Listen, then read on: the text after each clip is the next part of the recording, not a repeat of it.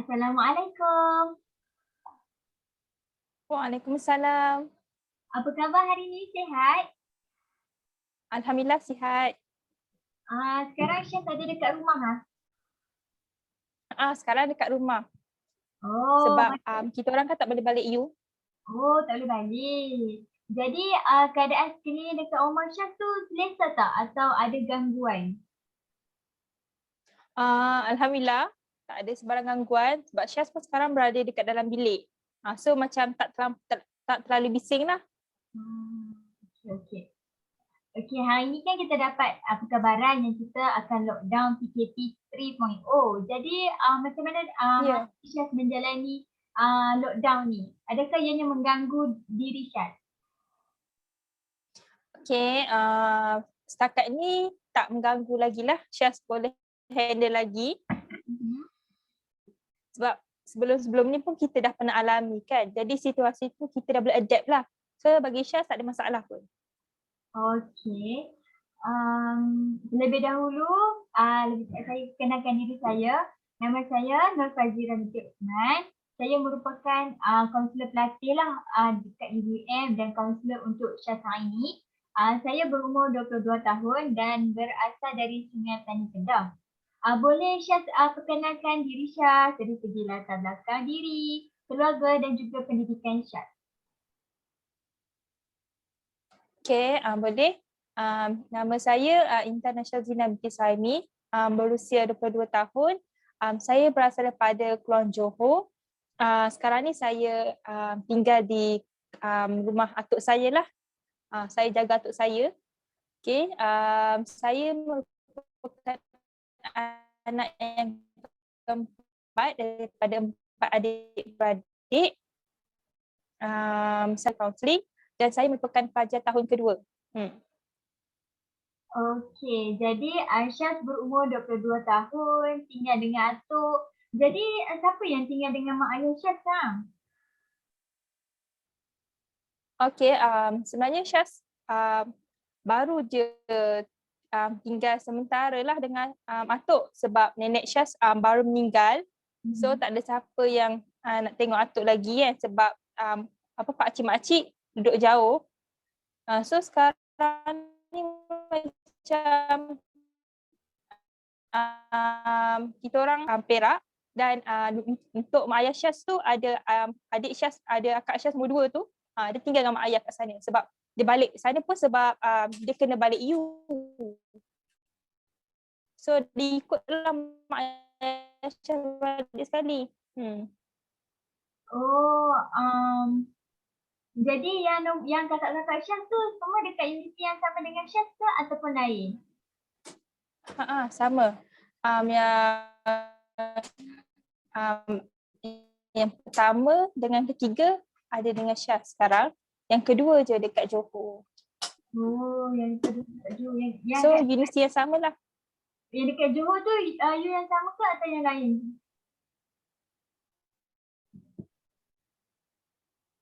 Yang lain. Dia Okay. Pertama kali saya nak ucapkan salam takziah lah atas kehilangan nenek yang tersayang. Okey, Syaz sebelum ni pernah menjalani tak sesi kaunseling individu?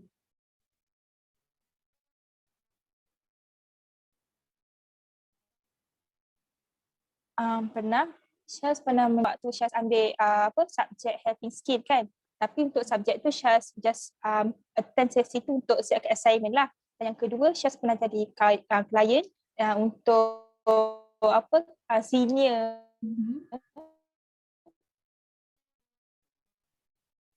yang dia perlukan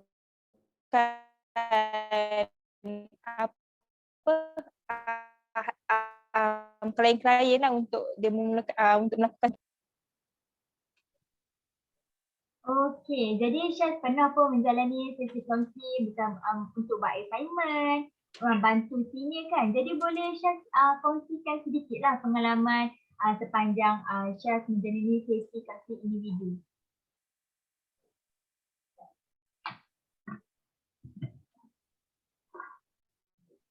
Okey, pengalaman sepanjang Syaz menjalani sebab macam klien tu biasanya hadir sesi untuk meluahkan masalah dia kan. Sama ada masalah tu berat ataupun masalah tu ringan. Jadi apa yang Syaz nampak, kaunselor ni dia lebih macam terbuka untuk menerima siapa sahaja klien dia. Dia more to supportive kan. Banyak bantu klien dia untuk untuk share masalah tu dengan jujur, dan kaunselor tu macam lebih macam membantulah klien tu untuk atasi masalah tu dengan baik kan. So macam masa saya jadi klien tu saya lebih rasa macam tenang lah, macam tenang, macam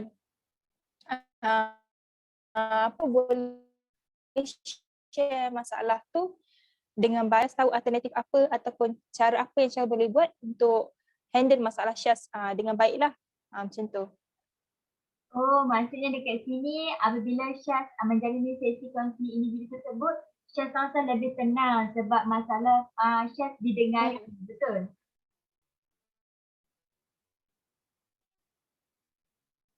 Betul, betul.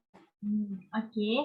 Nampaknya Syaz ada serba sedikit info tentang sesi kaunseling ini. Tapi saya akan jelaskan semula kan untuk menambahkan kefahaman Syaz tentang sesi kaunseling. Okey, kaunseling ini adalah hubungan interaksi antara kaunselor dan juga klien, di mana kaunselor ni berperanan untuk mendengar segala luahan daripada klien dan mencuba untuk menyelesaikan masalah klien. Dan klien juga memiliki peranan iaitu perlu meluahkan masalah dirinya dengan jujur dan ikhlas tanpa perlu berselindung. Okey? Dan sesi kaunseling kita ini akan berlangsung selama 45 minit hingga 60 minit. Okey Syaz, dalam sesi kaunseling ini kita sebagai kaunselor akan terikat dengan etika kerahsiaan. Apa yang dimaksudkan dengan etika kerahsiaan ini? Etika kerahsiaan adalah apa-apa sahaja yang diceritakan atau diluahkan oleh klien akan dirahsiakan dan tidak akan dibawa keluar, kecuali ianya membawa kepada kemudaratan dalam diri klien, kaunselor dan juga orang lain. Okey, kemudaratan tu bermaksud macam masalah Syaz ni boleh membawa kepada mengancam keselamatan orang lain. Jadi saya sebagai kaunselor perlu ingkar kepada etika kerahsiaan tu dan melaporkan kepada pihak yang bertanggungjawab lah. Syaz faham tak tentang etika kerahsiaan tu?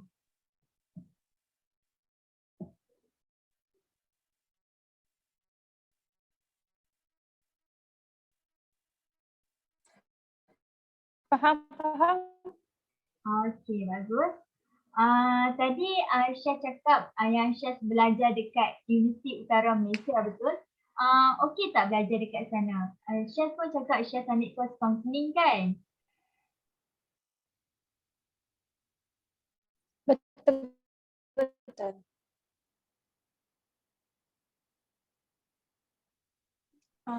Okey, alhamdulillah setakat ni selama 4 semester ni semuanya berjalan dengan lancar lah. Cuma macam terkilan sikit lah kan sebab Syaz boleh rasa sampai semester kedua. Cuma semester kedua tu tak dapat habiskan sepenuhnya lah. So kita duduk kat rumah. Biasa macam kita boleh jumpa pensyarah kita secara face to face, rasa balik macam mana kita belajar dalam kuliah dan dewan tu. So macam rindulah semua tu. Setakat ni sedikit macam ni lah, macam terkilan sikit lah sebab kita tak dapat balik ke universiti kan. Dan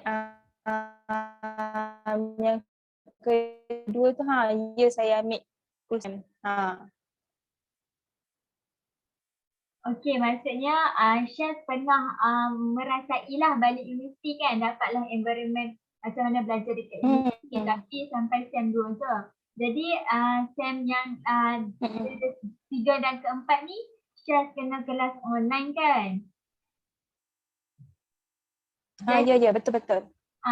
Jadi Syaz ada nampak tak perbezaan bila Syaz kelas secara bersemuka, macam pergi kelas, jumpa pensyarah, okey, dengan Syaz kelas secara online ni? Yang mana Syaz rasa lagi better lah dalam diri Syaz? Okay, memang perbezaannya memang nampaklah ketara lah bagi Syaz kan. Macam Syaz sebenarnya orang yang lebih prefer pergi ke kelas secara face to face tau sebenarnya. Syaz suka belajar, kalau Syaz nak belajar, Syaz akan suka tengok macam cikgu tu depan kita. So dia mengajar depan kita, lebih bersemangat nak belajar. So macam ada vibe lah, vibe untuk kita ni macam ada aura untuk kita ni menaikkan semangat kita untuk belajar benda tu. Bila dekat rumah ni, kita macam rasa macam sunyi macam macam kita macam macam rasa rasa macam masa tu macam banyak habis kan dekat rumah. Tapi tak apa, vibe buku untuk fizikal macam tak ada. Memang ketara sangatlah perbezaan dia. Betul. Kalau dekat you, dia akan rasa macam vibe belajar tu tau. Walaupun tak main-main, tapi dia ada, kita akan rasa juga vibe tu sebab kita pergi kelas, kita kena beratur, tunggu bas kan. Jadi adalah semangat kita belajar. Macam kelas online ni memang dia memudahkan sebab kita tak perlu nak pergi kelas, tak payah tunggu bas, tak perlu bersiap. Tapi kita tak rasa macam semangat tu sebab kita tak nampak yang tenaga pengajar kita depan-depan, tak nampak pensyarah kita kan. Jadi dia macam tak boleh nak bagi semangat untuk kita. Okey. Jadi Syaz bolehlah kongsi masalah yang Syaz alami sepanjang menghadapi kelas online ni.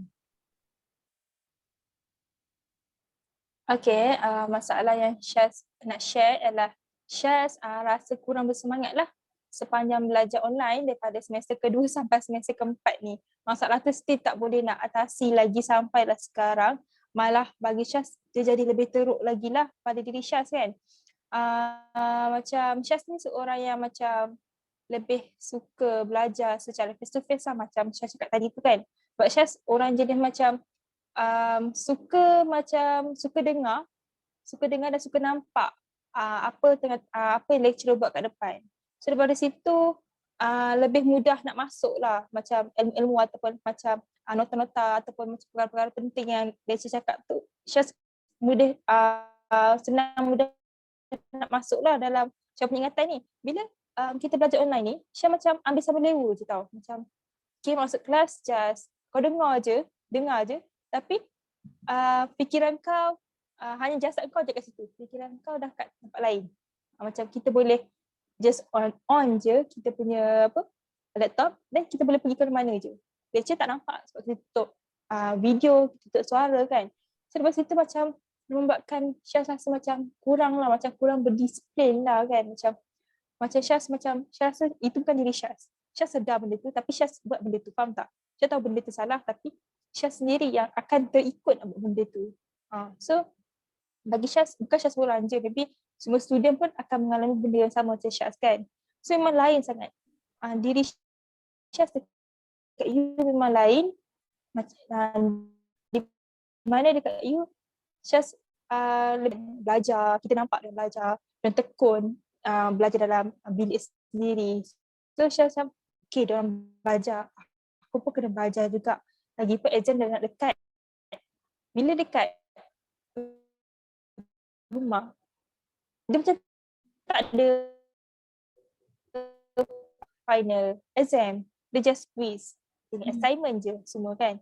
So bila masuk kelas tu kita just kan aku ada assignment, aku just buat assignment je lah, tak ada final exam pun. Quiz kita tak payah fikir sangat macam nak baca ke, nak buat nota ke.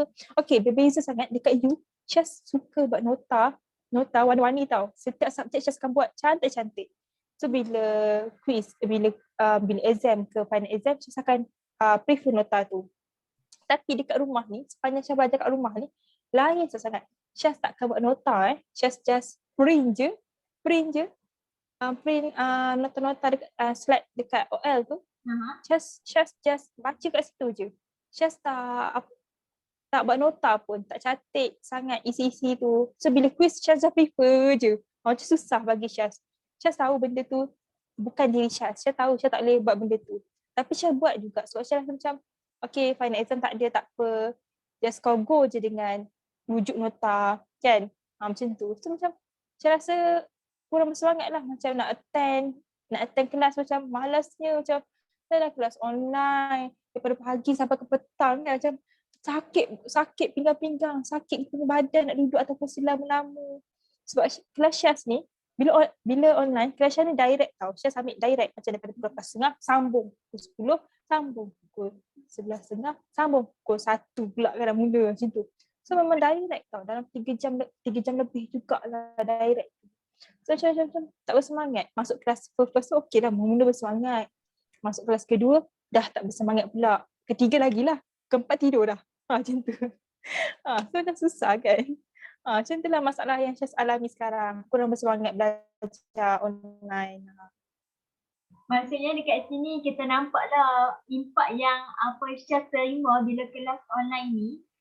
Bila Syaz balik you, Syaz rasa macam rajin. Nak buat nota warna-warni. Lepas tu Aisyah lebih suka macam lecturer dekat depan. Betul tak? Syaz macam rasa macam lebih berdisiplin. Tanggungjawab Syaz sebagai seorang pelajar tu ada.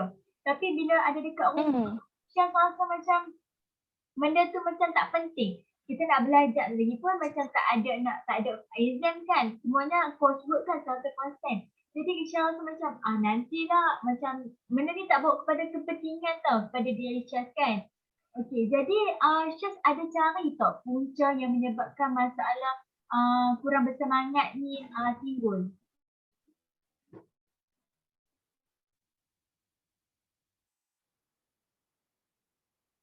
Okay, bagi Syaz maybe environment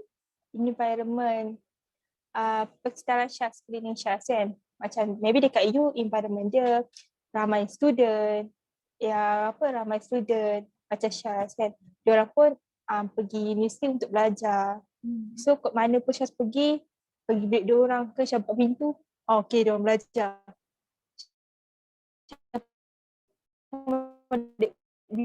Bilik okay, belajar. Dekat rumah ni Syaz macam tak ada arah kawan-kawan sangat kan. Duduk pun Syaz duduk dekat kampung. So sunyi lah. Lagi-lagi pun ada orang buka luar. Syaz macam tak ada siapa yang Syaz tengok yang boleh bagi semangat kat Syaz. Macam dekat you kita tengok kawan kita belajar, okay, ada semangat lah juga dia belajar macam dia. Tapi bila kat rumah ni macam okay, tak ada siapa yang belajar kan, macam tak ada siapa yang macam belajar macam biasa yang saya cakap tadi tu. So macam tak ada mood lah nak belajar macam tu. Saya tak ada mood nak belajar, tak ada mood nak buat nota cantik-cantik. Macam tu environment, saya rasa environment yang lain sangatlah berbeza daripada you dengan rumah ni. Rumah ni macam membuatkan Syaz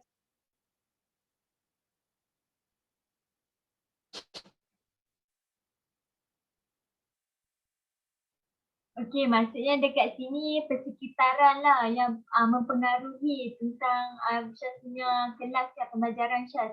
Maksudnya bila kita dekat universiti, walaupun kita tak belajar, kita ada ramai kawan tau. Jadi kita boleh sama-sama di perpustakaan. Dia macam ada satu aim yang kita letak. Bila aku pergi aku nak belajar. Tapi bila dekat rumah, kita ada juga aim kita kan untuk kita nak dapat dekan setiap sem. Tapi dia sebabkan persekitaran tu kita macam tak wujudnya persekitaran belajar tau. Walaupun kita ada adik-beradik ke, tapi dia pun masing-masing ada hal masing-masing. Macam kita seorang-seorang.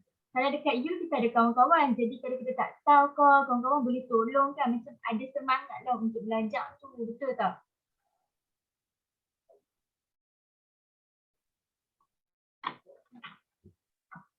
betul.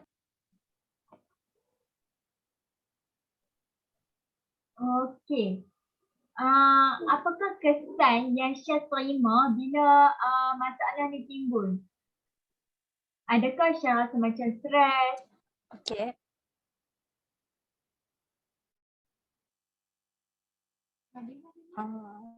Okay, kesan yang Syaz terima lah daripada ni, masalah Syaz ni adalah Syaz stres lah, mengalami tekanan yang sangat-sangat bila Syaz belajar banyak assignment yang kita dapat kan. Yang banyak assignment yang kita dapat macam bila tak ada final exam ni, biasanya lecturer akan bagi assignment, 100% assignment. So daripada situ macam banyak kerja bertimbun tau. Syaz semester ni Syaz ambil 5 subjek, 5 subjek. So dalam satu subjek ni ada 4 assignment tau. So total dengan 5. So banyak bagi Syaz. So macam Syaz tak boleh nak adapt untuk siapkan satu-satu dalam masa yang sama. Due date dia dah dekat macam tu. So macam dia memberi tekanan kepada Syaz. Mana satu Syaz nak siapkan dulu. Macam mana satu Syaz nak siapkan dulu. Syaz macam tak ada fikir macam kadang-kadang assignment tu dulu. Padahal assignment yang nak hantar awal ni Syaz macam dia memberi pressure kepada Syaz sampai Syaz rasa macam alah tertekan aku macam nak nangis. So macam aku dah tak boleh nak hadap benda ni lama lagi. Kalau semester depan Syaz rasa online class, Syaz rasa Syaz dah tak boleh nak go dah. Syaz lebih prefer balik campus. Tapi kalau Syaz balik campus pun macam susah lah. Kanan yang sangat-sangat tinggi lah pada Syaz kan. Macam Syaz rasa macam diri Syaz ni macam tak teratur. Maybe sebab Syaz ni seorang yang berstruktur. Macam Syaz perlukan satu macam ibarat jadual yang Syaz tahu tau macam bila dekat universiti kita ada jadual kan, bila kita pergi kelas, bila kita balik. So teratur lah bila nak makan. Bila dekat rumah ni kelas Syaz direct tau. So makan Syaz dah tak teratur. Dan Syaz pun waktu tidur Syaz pun dah tak teratur sebab malam biasanya Syaz akan siapkan assignment 100%. So waktu rehat Syaz pun dah tak selalu macam dulu. Macam ni kalau dekat you, Syaz akan bila ada waktu kelas dalam masa 2 jam tu, waktu gap kelas 2 jam, Syaz akan balik bilik, Syaz akan rehat, Syaz akan tidur kan, macam tu, tidur sekejap lah. Dan bila dekat rumah ni macam payah sikit lah. Nak rehat pun tak boleh. Sebab Syaz akan terfikir pasal assignment yang tak siap lagi. So macam dia macam membuatkan Syaz rasa macam tertekan, macam nak tidur pun aku akan ingat pasal assignment. So payahlah kan untuk kita hadap benda tu. So dia sedikit memberi tekanan lah kepada Syaz sebenarnya. Okey, Syaz cakap Syaz seorang yang berstruktur, maksudnya bila dekat you Syaz ada jadual. Syaz dah tetapkan dah bila waktu kelas, bila waktu untuk Syaz rehat. Tapi bila kelas online ni Syaz memilih untuk jadual Syaz ni yang strict lah. Maksudnya satu hari tu 3 kelas terus daripada pagi sampai ke petang. Jadi Syaz rasa benda tu tertekan lah sebab dah lah kelas pun daripada pagi sampai petang. Lepas tu dengan assignment yang sangat banyak, betul tak? Assignment tu kan ganti coursework kan. Jadi bila Syaz pun macam bila Syaz nak rehat, Syaz fikir assignment aku tak siap lagi ni. Nanti kalau Syaz tangguh assignment ni, akan ada banyak lagi assignment yang akan datang. Jadi Syaz akan macam tak apalah, rehat tu nantilah buat assignment dulu. Tapi kalau dekat universiti, kita macam Syaz cakap berstruktur, maksudnya kita dah tetapkan dah tau. Jadi kita macam ada satu mindset, okey waktu ni aku nak buat apa, pergi kelas. Dan kita akan, jadual kita tu akan rasa macam lebih tersusun. Sebab kita akan dah set dah untuk waktu rehat, bila nak study, bila nak mungkin nak keluar dengan kawan-kawan ke, macam dia lebih macam sistematik lah, berstruktur macam tu. Tapi bila dekat rumah, rasa macam benda tu macam kacau merbah lah sebab semua benda kita nak buat kan. Kita macam rasa macam kalut lah bila kelas online ni. Okay.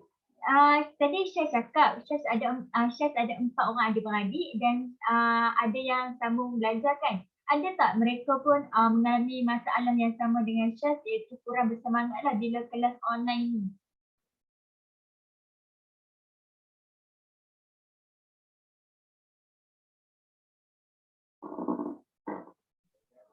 Ada. Diorang pun mengalami masalah yang sama juga seperti Syaz sebab diorang pun belajar di universiti yang sama kan. So bila dekat rumah atuk ni kita orang macam belajar lah macam dekat rumah kan sama-sama. Diorang pun alami masalah yang sama macam Syaz juga. Macam diorang pun rasa kurang bersemangat. Sebab diorang pun pernah kata kat Syaz macam diorang kata banyak assignment yang kena buat. So diorang alami benda yang sama lah. Syaz sendiri pun nampak betapa struggle-nya diorang nak siapkan assignment dalam masa terdekat. Macam ada yang Syaz nampak kembar Syaz, adik-beradik Syaz tak benda ni sampaikan dia macam stress lah, macam dia tak boleh nak hadap lagi benda ni kan, macam sebab due date dia untuk satu subjek ke subjek yang lain memang dekat sangat. So seminggu tu dia perlu siapkan dalam 4 assignment, due date yang sama, dekat-dekat kan. So untuk sebab itulah Syaz, bila Syaz tengok dia orang macam tu, dengan diri Syaz pun tak dapat atas.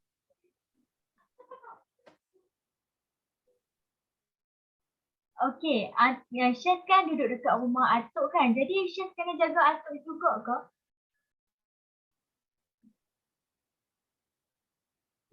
Syaz jaga juga sebab kita orang akan masak lah bergila-gila.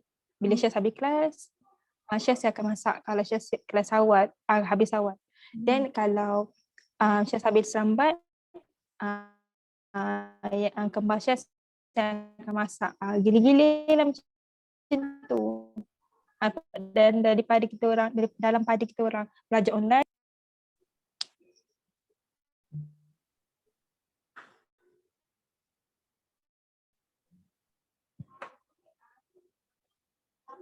It's okay? okey. Terputus saya tadi. Okey.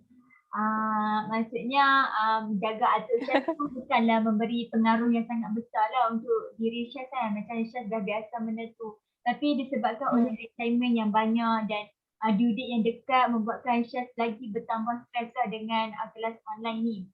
Jadi Syaz ada cuba cari tak alternatif yang boleh mengatasi masalah Syaz ni?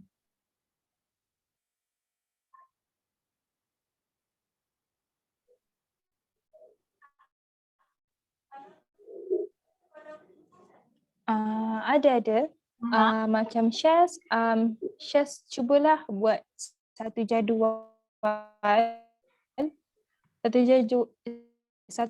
di mana Syaz akan susun assignment apa yang akan Syaz hantar dulu, assignment apa yang Syaz akan buat dulu kan. So daripada situ sedikit membantulah. Macam Syaz tahu apa yang Syaz akan buat pada masa-masa satu hari tu, untuk Syaz release lah Syaz punya stress, Syaz punya pemikiran. So waktu satu hari tu Syaz tu untuk Syaz takkan sentuh assignment, Syaz takkan fikir pasal assignment. Kalau kawan-kawan Syaz jangan chill lagi kat aku, lagi kan, bagi aku masa untuk aku bagi aku masa untuk aku freshkan otak aku balik, freshkan pemikiran aku balik macam tu. So ia sedikit membantulah bagi Syaz. Dia macam nampaklah apa jalan yang Syaz akan buat dulu, macam tu. Maksudnya Syaz ada buat satu jadual di mana Syaz susunlah assignment apa yang kena hantar. Maksudnya Syaz dah tulis tarikh dah. Maksudnya dalam mindset Syaz akan fikir, okay, assignment ni nak kena hantar dulu. Jadi aku kena pastikan yang ni siap dulu. Betul? Jadi macam taklah macam betul. Macam kalut nak buat semua assignment kan. Jadi lepas Syaz dah buat jadual, Syaz rasa macam kehidupan Syaz lebih teratur. Pembelajaran Syaz lebih teratur. Betul? Jadi bagus jugalah saya ucapkan tahniah dekat Syaz sebab Syaz cuba untuk mencari alternatif lah bagi mengatasi masalah yang dialami oleh Syaz ni. Okey, jadi kalau saya nak buat satu aktiviti boleh tak Syaz? Boleh. Okey, saya bagi masa dalam 2 minit. Syaz tulis dekat satu kertas alternatif apa yang Syaz rasa boleh membantu Syaz bagi mengatasi masalah ni. Maksudnya selain daripada buat jadual ni lah. Okey, Okey, dan sekejap saya ambil lepas 2 minit saya akan tanya kembali lah. Okey, kejap saya ambil kertas sekejap. Okey, boleh.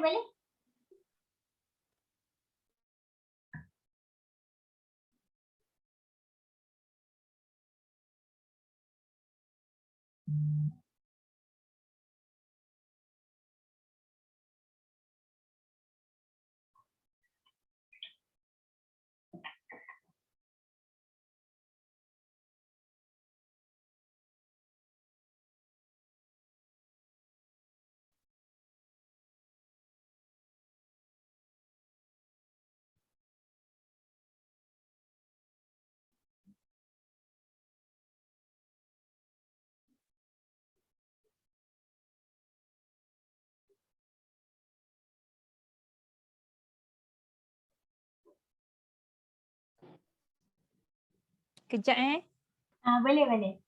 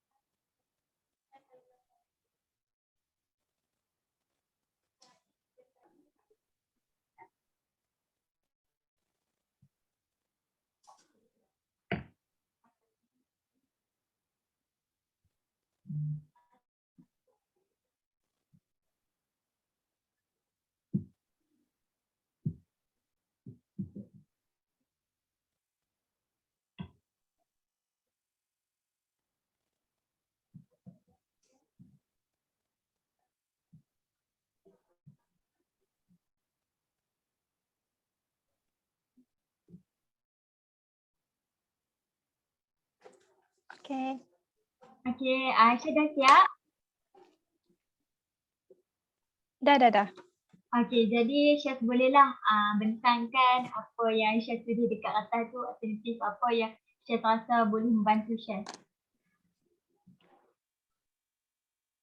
Okey, untuk saya ada 3 alternatif sebenarnya. Alternatif yang pertama tu biasanya saya rasa saya boleh buat adalah saya akan tengok video-video motivasi lah. Seperti ceramah motivasi daripada orang-orang yang berjaya. Dan mungkin daripada situ dia akan bagi saya semangat lah untuk saya teruskan belajar online ni, untuk saya macam lebih bersedialah untuk hadapi belajar secara atas talian untuk semester hadapan jika online class masih berjalan seperti biasa kan. Mungkin saya juga akan tengok video convocation sebab saya suka. Saya nampak saya seorang yang saya suka tengok orang convocation tau. Sebab kalau masa dekat U tu pun saya kalau lecturer bagi peluang untuk pergi tengok orang convocation, saya orang pertama yang akan volunteer nak pergi tengok macam tu. Sebab saya suka tengok vibe bila orang convocation kan. So macam mungkin bila kita sekarang pandemik kan, so bila sekarang kan media sosial kan banyak benda yang kita boleh tengok kan. So mungkin saya boleh type dekat YouTube convocation UM ke. Lepas tu bila saya tengok convocation dekat UM tu, mungkin saya boleh imagine, saya lebih bersemangat lah kata, okay, kalau nak capai benda tu, kau kena hadap benda ni dulu. Kan macam, okay, benda ni simple je. Kalau kau boleh hadap, kalau kau boleh bersabar dengan keadaan sekarang, mungkin kau akan berada pada tahap yang kau tengok sekarang ni. Macam tu. So yang kedua, alternatif yang kedua adalah saya nak tetapkan nanti saya akan buat, saya nak tetapkan satu hari untuk masa untuk me time. Di mana mungkin satu hari tu saya akan habiskan masa untuk macam untuk rehatkan diri, untuk relaxation. Mungkin saya boleh beriadah di sekeliling rumah ke kan. Macam tu. Mungkin daripada situ boleh freshkan balik badan saya. Boleh renggang-renggangkan balik otot-otot saya yang dah tepu duduk lama tu. Yang ketiga alternatif yang ketiga adalah mungkin saya rasa ini baguslah untuk saya. Saya boleh cuba untuk call mak ayah saya kan dekat Johor tu, mungkin daripada situlah boleh naikkan semangat saya lagi. Sebab orang kata bila kita dengar suara mak ayah kita kan, kata-kata semangat daripada diorang, mungkin kita akan lebih ni lah bersemangatlah untuk belajar. Sebab kita tahu diorang hantar kita belajar untuk kita banggakan diorang, untuk kita bagi pencapaian yang terbaik untuk diorang. So daripada situ saya rasa ia mungkin membantu saya. Saya rasa saya boleh buat untuk ketiga-tiga alternatif tu. Okay. Maksudnya dekat sini Syaz ada cari 3 alternatif lah yang boleh membantu Syaz mengatasi masalah kurang semangat ni, iaitu yang pertama tengok video motivasi macam Syaz cakap tadi, tengok video combo. Bila Syaz tengok video combo ni, Syaz rasa macam lebih bersemangat lah untuk berjaya macam mereka. Betul dah nak gulung segulung ijazah tu, betul. Dan Syaz pun ada tengok motivasi kan, maksudnya dekat sini bila Syaz tengok orang yang berjaya ni, Syaz akan fikir apa kelas online ni hanya ujian sedikit saja bagi aku. Bila aku nak berjaya lagi banyak ujian. Jadi bila Syaz tengok video motivasi ni, Syaz akan fikir ini adalah ujian kecil sahaja, masih ada ujian besar. Kalau sekarang Syaz rasa macam Syaz dah gagal, dia rasa macam down sangat, nanti macam mana Syaz nak hadapi dengan ujian yang sangat-sangat besar. Betul. Dan yang kedua alternatif yang Syaz cari adalah me time. Maksudnya satu hari tu Syaz akan tenangkan fikiran, takkan fikir langsung pasal assignment. Maksudnya Syaz rasa macam itu masa untuk aku bagi untuk diri aku sendiri lah, sebab dah penat kan seminggu kita dah kelas buat assignment. Jadi rasa macam diri kita pun perlukan me time tu supaya macam kita lebih refresh, macam Syaz cakap tadi, kita akan rasa macam lebih tenang, betul. Dan yang terakhir sekali adalah call mak ayah, yang bermakna bila kita call mak ayah ni, dia orang macam lebih menenangkan kita yang tengah stres ni. Dia orang akan bagi kata-kata semangat. Daripada kata-kata semangat mereka tu lah, kita boleh menjadi sebagai pembakar untuk kita menjadi seorang yang berjaya. Okay. Dan Syaz rasa antara ketiga-tiga ni, mana alternatif yang Syaz rasa paling akan berkesan macam nak hilangkanlah masalah Syaz ni?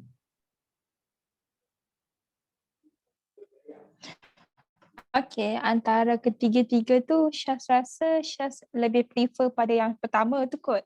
Pertama tu. Sebab Syaz rasa itu yang kena dengan diri Syaz. Sebab biasanya Syaz memang sukalah tengok video-video yang boleh meningkatkan motivasi Syaz kan. Macam convocation tu kan, video convocation. Dan lagi kita tengok convocation daripada UUM sendiri. So daripada situ lah dia boleh naikkan semangat Syaz. Kadang-kadang Syaz tengok tu sampai boleh naik bulu roma tau. Macam meremang rasa kan macam tu. Macam bila aku akan duduk kat situ. So bila aku akan habis degree ni. So aku akan duduk kat mana? Sama ada aku pakai selempang ataupun tak, sama ada macam mana kan.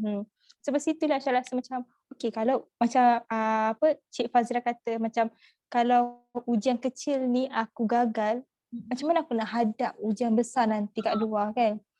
Sebab kita kena tahu macam nak berjaya ni bukan mudah. Banyak liku-liku perjalanan yang kita kena lalu. So kalau daripada yang liku yang pertama tu kita dah gagal, macam mana kita nak hadap yang ke depan? So macam kita takkan capai lah apa yang kita nak dalam hidup kita. Macam tu lah. Betul tu Syaz. Bila Syaz tengok video combo tu, mesti Syaz akan rasa macam imagine. Masalah aku dekat situ tu apa perasaan mak ayah aku.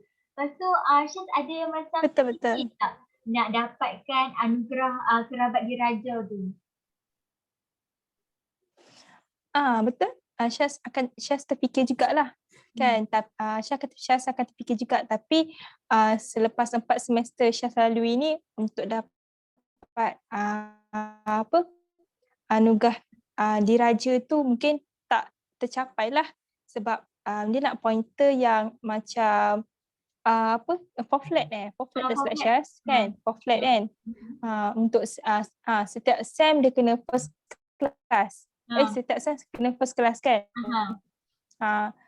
Alhamdulillah Syaz still boleh pegang dekan lagi. Untuk semester keempat kelima ni je yang Syaz risau sikit kan, macam sebab makin ke depan makin banyak subjek yang susah.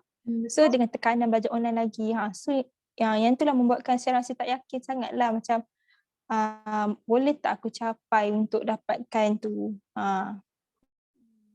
Mungkin Syaz boleh imagine Syaz boleh graduate dengan first class.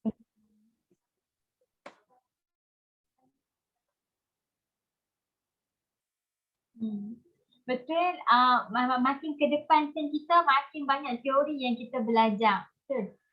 Jadi sebenarnya Syaz untuk berjaya macam yang Syaz tengok video Convo tu pun, diorang semua pun mengalami masalah yang sama dengan Syaz juga. Walaupun diorang tak pernah merasa kelas online ni, walaupun kelas secara bersemuka, diorang tetap ada ujian diorang. Maksudnya nak sampai ke tahap untuk dapat first class ni bukanlah senang, tapi disebabkan oleh diorang punya semangat diorang untuk mendapatkan first class tu, aim diorang berjaya untuk mendapatnya macam tu. Jadi Syaz kena peganglah satu kata-kata bahawa aku boleh, macam yang Syaz tengok dekat video Convo tu, dan Syaz kena tetapkan mindset aku untuk dapatkan anugerah first class.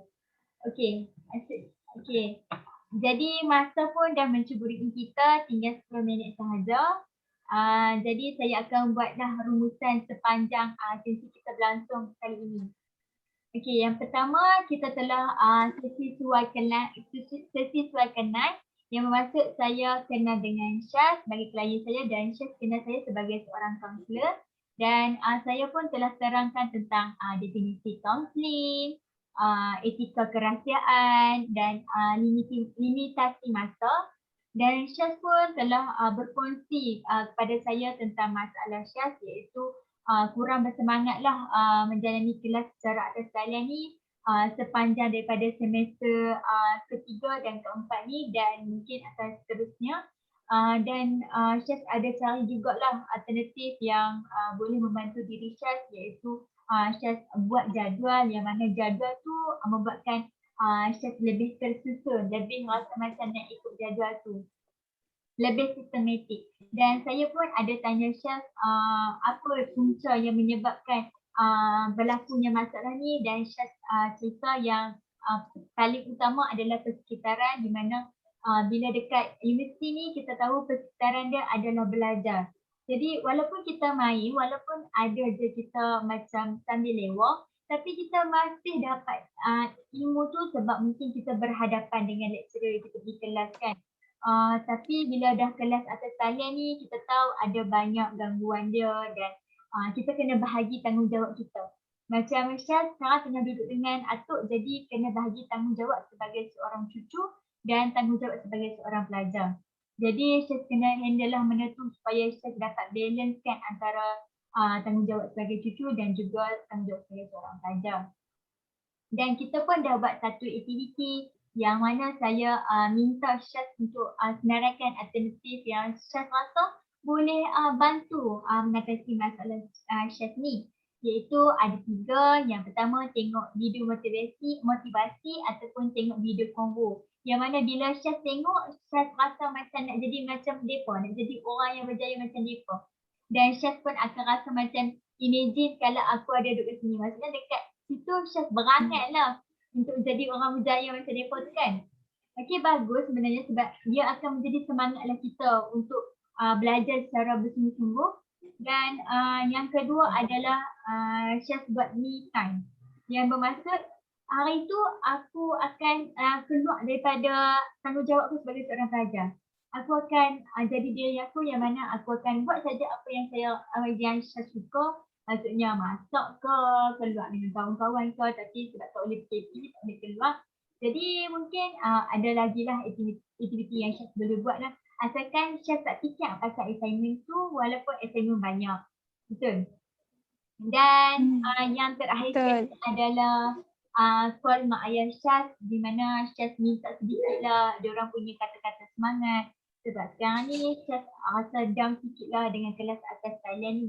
Sebab tadi Syaz cakap Syaz orang yang berstruktur. Maksudnya Syaz lebih prefer lah kelas secara bersemuka ni supaya lebih mudah lah untuk kita berhubung dengan lecturer untuk tanya apa-apa yang kita tak tahu, boleh buat assignment dengan kawan-kawan. Macam sekarang ni kalau buat assignment group pun kita boleh contact je kawan-kawan, tak boleh nak bincang terus.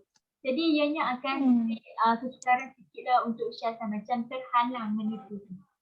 Okey, dan kita pun dah bincang tentang alternatif tersebut dan Syaz rasa alternatif yang paling berjaya sekali lah, yang paling kuat adalah tengok video motivasi. Maksudnya Syaz boleh imagine lah untuk mungkin kalau satu hari nanti aku pakai selempang, apa perasaan mak ayah aku, bangga tak dengan aku ni. Maksudnya Syaz nak banggakan kedua mak ayah Syaz. Dan tahniahlah saya ucapkan dekat Syaz sebab sepanjang semester daripada semester 1 sampai semester 4 Syaz pegang untuk dekan dan saya doakan semoga term yang hadapan dan seterusnya akan Syaz dapat dekan juga dan insyaAllah mungkin akan combo dengan first class. Okey, jadi Syaz insyaAllah amin. Jadi Syaz boleh tak Syaz kongsikan sedikit feedback yang Syaz dapat bila kali pertama sekali kita berjumpa sebelum sesi perkenalan dan lepas Syaz luahkan masalah Syaz dan mendapat alternatif tersebut.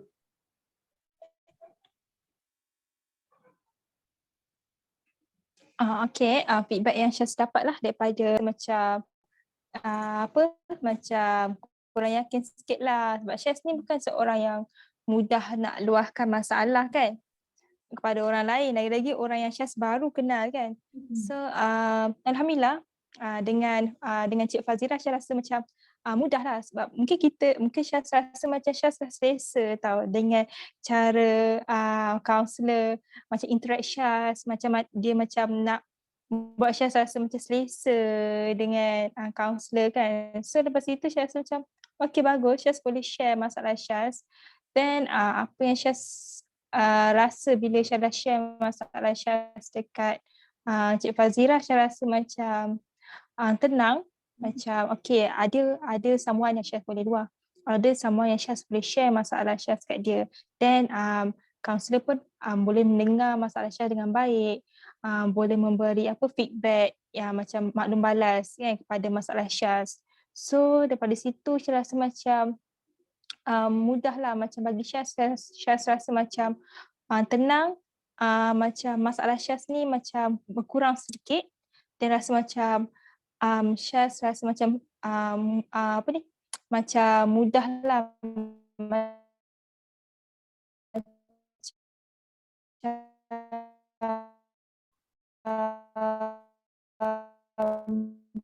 tak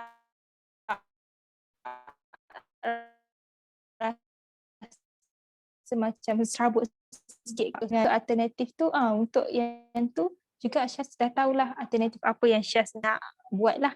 Biasanya macam Syaz ni, kalau Syaz dah tahu, kalau Syaz dah senaraikan banyak, Syaz akan buat benda tu serentak tau. Syaz takkan pilih dah mana yang Syaz rasa yang terbaik, Syaz akan buat serentak. Bila buat serentak tu, jadi macam tak dapat result yang Syaz nak lah. Macam berserabut jadi tau. So bila Fazira cakap okay, apa alternatif yang Syaz rasa Syaz mampu buat, rupanya aku kena buat kan. Contoh kalau alternatif aku buat tak menjadi, aku ada lagi 2 alternatif. So alternatif lagi 2 tu mungkin terbaik sikit, rasa macam release segala beban yang ada pada Syaz. Rasa batu besar kat atas kepala Syaz tu dah jatuh berdebu. Okey, maksudnya dekat sini Syaz bagi feedback dan juga perkembangan lah dalam dalam diri Syaz lepas menjalani sesi ni, yang mana Syaz rasa lebih tenang lah bila masalah kita ni didengari dan ada orang fokus dengan masalah kita dan cuba membantu mengatasi masalah kita ni. Kita memang boleh kita nak kongsi dengan adik-beradik, tapi adik-beradik Syaz pun mengalami masalah yang sama. Jadi bila kita kongsikan pun setakat boleh berkongsi pendapat sahaja, tak boleh nak bagi macam alternatif kan. Jadi dekat sini saya nampak Syaz dah letakkan kepercayaan kepada saya dan juga Syaz dah celik akal, yang bermaksud Syaz dah tahu yang mana yang perlu Syaz buat. Maksudnya bila sebelum ni Syaz try and error, maksudnya buat semua dan bila buat semua tak sama yang satu yang betul. Tapi bila dah Syaz tahu dah macam mana buat kan cara dia, mungkin kalau tempat alternatif yang pertama tak berjaya, mungkin ada seterusnya. Kalau sebelum ni Syaz try semua, jadi bila semua tak okey, jadi Syaz macam terabut lah. Aku dah try buat tapi tak menjadi. Okay? Jadi ada apa-apa lagi soalan? Setakat ini tak ada dah. Okey, Alhamdulillah. Maksudnya sesi kita sampai setakat ini saja. Syaz nak teruskan sesi atau sesi tamat di sini sahaja? Teruskan untuk sesi yang akan datang. Okey, boleh. Jadi saya rasa kita boleh buat pada hari yang sama, iaitu hari Selasa dan pada pukul 12.30 hari lah. Boleh Syaz? Boleh. Okey, terima kasih kepada Syaz sebab sudi jemput saya sebagai kaunselor untuk Syaz pada hari ini. Dan saya akhiri dengan Assalamualaikum dan selamat tinggal.